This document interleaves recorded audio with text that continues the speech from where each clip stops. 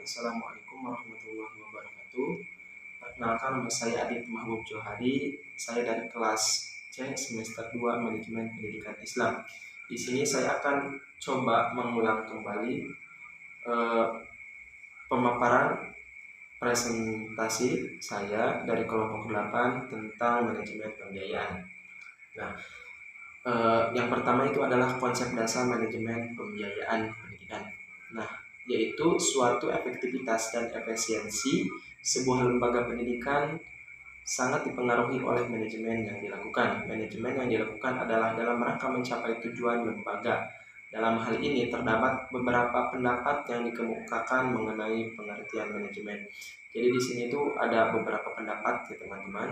Nah, diantaranya Longnecker, Pringle, Dalamarno, dan Trio Supriyatno merumuskan manajemen sebagai proses memperoleh dan menggabungkan sumber-sumber manusia, finansial, fisik untuk mencapai tujuan pokok organisasi menghasilkan produk atau jasa layanan yang diinginkan oleh sekelompok masyarakat. Nah, kurang lebih seperti itu teman-teman. Dan yang kedua yaitu adalah pelaksanaan pembiayaan. Pelaksanaan pembiayaan secara garis besar yaitu adalah penerimaan pembiayaan pendidikan sekolah dari sumber-sumber dana perlu dibukukan berdasarkan prosedur. Nah, jadi pembiayaan pendidikan ini harus dibukukan teman-teman, harus benar-benar pasti gitu, terdata gitu. Dan selanjutnya itu pengelolaan yang selaras dengan ketetapan yang disepakati, sedangkan sumber dana tersebut meliputi anggaran rutin. Nah, jadi di sini tuh di setiap lembaga pasti mempunyai anggaran-anggaran yang mungkin anggaran tersebut itu nah, jadi yang dimaksud anggaran di sini, mohon maaf teman-teman, itu anggaran yang pengeluaran di sekolah gitu. Nah, jadi dibukukannya itu anggaran sama. Jadi untuk anggaran kita harus ada, kita terdata, tertulis, dan sebaliknya gitu.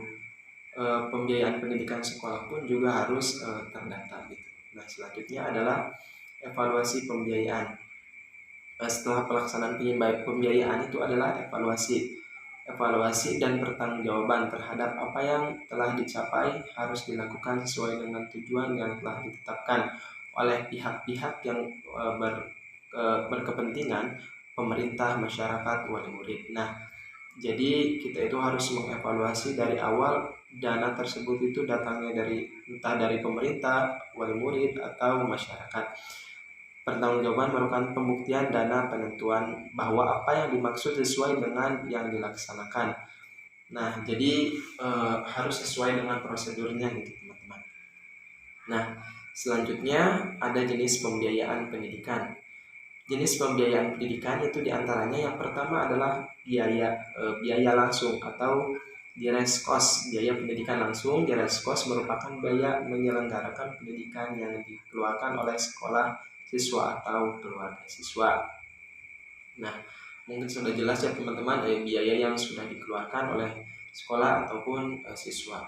Nah, yang kedua adalah biaya tidak langsung.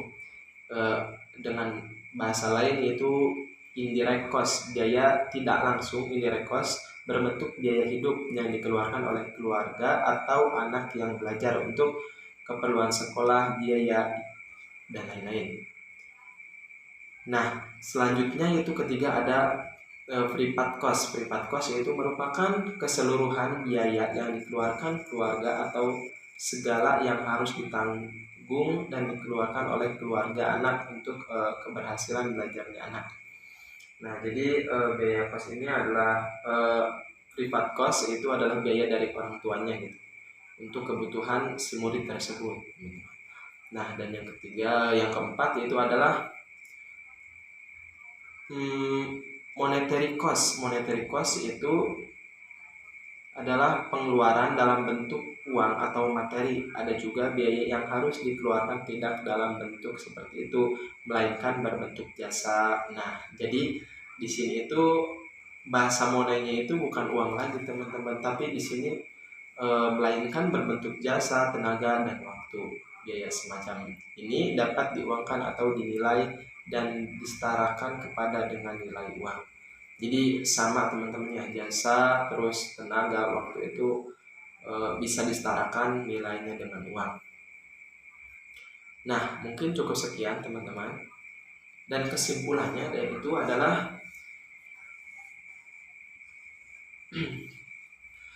kesimpulannya itu adalah dalam peningkatan prestasi belajar siswa manajemen pembiayaan di sekolah itu dibebankan kepada kepala sekolah, karena memang kepala sekolah berperan sebagai pemberi wewenang sekaligus penanggung jawab penuh terhadap anggaran yang telah diterima ataupun yang telah dikeluarkan.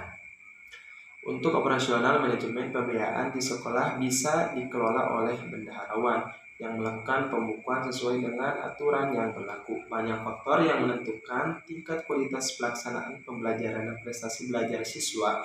Penelitian ini berangkat dari premis bahwa pendidikan yang bermutu memerlukan biaya secara memadai.